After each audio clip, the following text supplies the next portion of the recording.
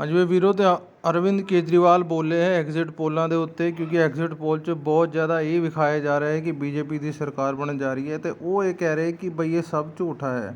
ਆਓ सारी गलबात सुनिए तो की कहना चाह रहे हो। अभी कल एग्जिट पोल आए हैं, मेरे से लिखवा लो, सारे एग्जिट पोल फर्जी हैं, बिल्कुल फर्जी हैं।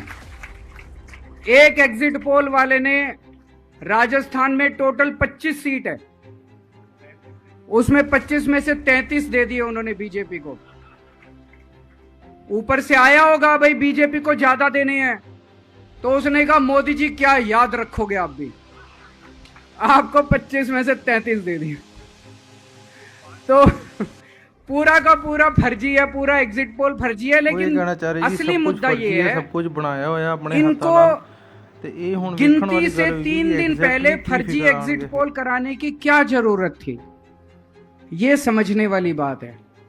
मेरे को भी समझ नहीं आया, कई सारे लोगों की कई सारी बातें चल रही हैं। एक ये चल रहा है कि इन्होंने मशीनों का घोटाला कर दिया, लेकिन मैंने संदीप पाठक को भी बोला है और मैं सारे इंडिया गठबंधन की पार्टियों को बोलना चाहता हूं, अपने अपने काउंटिंग एजेंट को बोल दो पूरी तरह से सतर्क रहे। आखिरी तक अगर हार भी रहे हैं तब भी उठ के ना आए। कई बार क्या होता है, 1 राउंड में, 2 राउंड में, 3 राउंड में हार गए तो उठ के चले जाते हैं। उठ के नहीं जाना, सबसे लास्ट में रैंडम जितने बूथ होते हैं, ईवीएम मशीन होती है, उसकी पर्चियां पड़ती हैं। उन पर्चियों में से 5% पर्चियां उठाई जाती हैं। उन 5% ईवीएम की मैचिंग वीवीपैट की स्लिप से कराई जाती है। वीवीपैट पे जो स्लिप है उसकी काउंटिंग होती है, जैसे बैलेट पेपर की काउंटिंग होती थी, और उसकी काउंटिंग और ईवीएम की चेकिंग होती है दोनों की। एक भी मशीन अगर मैच ना करे तो वहां चुनाव रद्द कर दिया जाता है। तो अगर आपने ये चेकिंग कर ली वहां पे, तो इसका मतलब फिर ईवीएम का घोटाला हम बचा सकते हैं। फिर ईवीएम के घोटाला अगर कर रखा इन्होंने तो हम उसको एक्सपोज कर सकते हैं। तो सब लोगों ने लास्ट तक रुक के, आपका कैंडिडेट हार भी रहा है तब भी आखिरी तक रुक के आपको ये ईवीएम की चेकिंग करा के आनी है, ईवीएम और वीवीपैट की मैचिंग करा के आनी है। एक थ्योरी ये चल रही है कि इन्होंने इतना ज्यादा सीटें इसलिए दिखाई क्योंकि इनके लोगों ने शेयर मार्केट में इन्वेस्ट कर रखा है, और कल जब शेयर मार्केट खुले तो बम्पर होगा, तो ये अपने शेयर बेच बाच के खुद तो निकल लेंगे। बाकी एक थ्योरी ये चल रही है कि अफसरशाही पे दबाव डालने के लिए अगले 3 दिन में अफसरों से उल्टे सीधे काम कराने के लिए एक माहौल बना दिया गया। भाई आ तो हम ही रहे हैं, तो हमारी बात मानो, उल्टे सीधे काम करो, काउंटिंग में गड़बड़ कराएंगे, सब कुछ करेंगे। लेकिन फिर से मैं कह रहा हूं, अपने को, अपने काउंटिंग एजेंट, एआरओ, सब आरओ, सब लोगों को अपने को ट्रेन करके भेजना है और अपने को चौकन्ना रहना है। बाद में हम कहते रहे इन्होंने ये कर दिया, उसका कोई फायदा नहीं होगा। अभी अपने को चौकन्ना रहना। एक थ्योरी ये चल रही है कि अगर इन्होंने कल ही कम सीट दिखा दी होती एग्जिट पोल वालों ने, तो हो सकता है कि इन दोनों के खिलाफ आरएसएस में और बीजेपी में कल ही बगावत शुरू हो जाती। 4 तारीख तक इंतजार ही नहीं होता, हो सकता है। तो कई सारी थ्योरी चल रही हैं, लेकिन अपने को सतर्क रहना है, चौकन्ना रहना है। मेरा अपना मानना है कि 4 तारीख को इनकी सरकार नहीं बन रही है। ये एग्जिट पोल से घबराने की जरूरत ही नहीं है, माइंड गेम है इनका, माइंड गेम खेल रहे हैं। आपको डिस्करेज करने के लिए, डिप्रेशन में डालने के लिए बिल्कुल नहीं जाना। आप उससे जाओ कि आप जीत रहे हो, आप अपने उस कॉन्फिडेंस से जाओ कि आप जीत रहे हो, और आखिरी तक आपको बैठे रहना है, किसी भी हालत में बैठे रहना है आपको। हमें हर एक को लड़ना पड़ेगा। ये चुनाव किसी पार्टी का या किसी नेता विशेष का नहीं है। ये चुनाव इस देश को बचाने के लिए है, इस देश में जनतंत्र को बचाने के लिए है। जिसके लिए भगत सिंह, गांधी जी, सब लोग लड़े थे, वही माहौल आज है। जिस तरह से हमने अंग्रेजों को हटाया था, आज इस सत्ता को अपने को हटाना है। मैं तहे दिल से सुप्रीम कोर्ट का शुक्रिया अदा करना चाहता हूं, बहुत बहुत। उन्होंने चुनाव प्रचार करने के लिए मुझे ये मोहलत दी थी। 21 दिन कल पूरे हुए। अब यहां से मैं सीधा तिहाड़ जा रहा हूं। ये 21 दिन मेरे लिए बहुत विस्मरणीय है।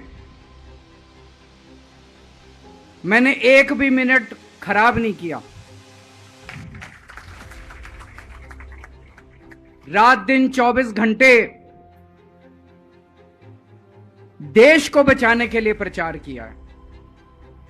केवल आम आदमी पार्टी के लिए प्रचार नहीं किया, सारी पार्टियों के लिए प्रचार किया। बंबई भी गया, भिवंडी भी गया, हरियाणा भी गया, उत्तर प्रदेश भी गया, पंजाब भी गया, जमशेदपुर भी गया। जहां मौका मिला, जहां जिसने बुलाया, उसी के लिए प्रचार करने के लिए गया, देश बचाने के लिए। मेरे सामने देश था। आम आदमी पार्टी इंपॉर्टेंट नहीं है, आम आदमी पार्टी सेकेंडरी है, पहली हमारे लिए देश है। तो मैं दिल्ली के लोगों को कहना चाहता हूं, आज आपका बेटा दोबारा जेल जा रहा है, इसलिए नहीं कि मैंने कोई भ्रष्टाचार किया है, इसलिए कि मैंने तानाशाही के खिलाफ आवाज उठाने की जरूरत की है। इस प्रचार के दौरान एक सबसे बढ़िया बात यह हुई कि सारे देश के सामने प्रधानमंत्री श्री नरेंद्र मोदी जी ने यह कबूल किया कि उनके पास मेरे खिलाफ रत्ती भर भी सबूत नहीं है।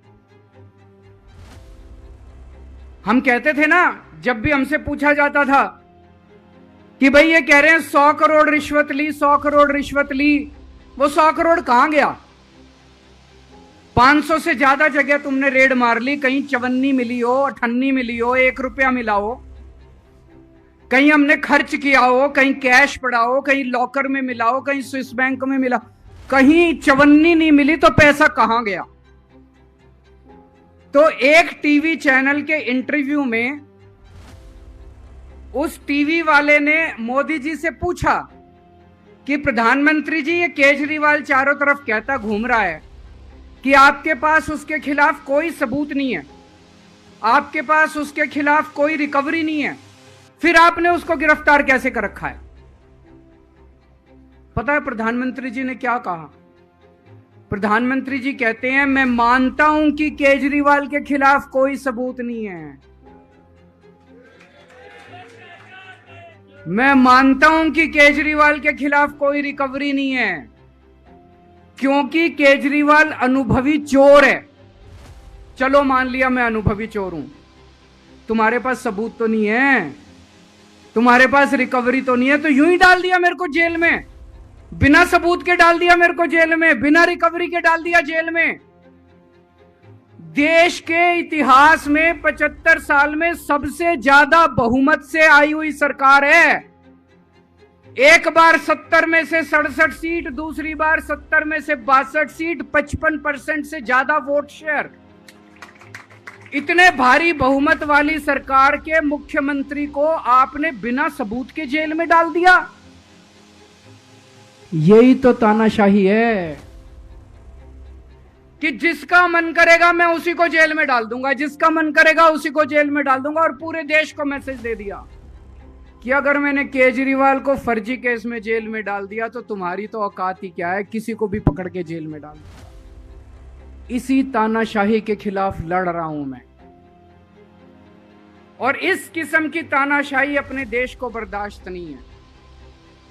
भगत सिंह ने कहा था ना कि जब सत्ता तानाशाही हो जाए तो जेल जिम्मेदारी बन जाती है, सबकी जिम्मेदारी है जेल में जाना, इसके खिलाफ आवाज उठाना। भगत सिंह के चेले हैं। भगत सिंह देश को बचाने के लिए, देश को आजाद कराने के लिए जेल गए थे। भगत सिंह देश को आजाद कराने के लिए फांसी पे चढ़े थे। हम देश को बचाने के लिए जेल जा रहे हैं।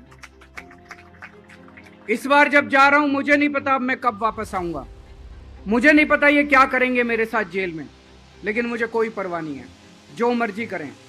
अगर भगत सिंह फांसी पे चढ़ गए, मैं भी फांसी पे चढ़ने के लिए तैयार हूं। मेरे शरीर का एक एक कतरा इस देश के लिए, मेरे शरीर के खून की एक एक बूंद इस देश के लिए, मेरे जीवन का एक एक पल देश के लिए।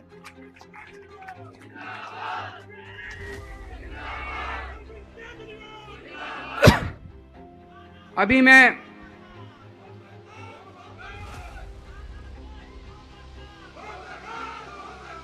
मैं अभी राजघाट गया था सभी साथियों के साथ।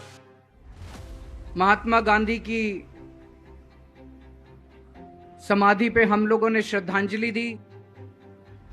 गांधी जी ने इस हमारे देश से तानाशाही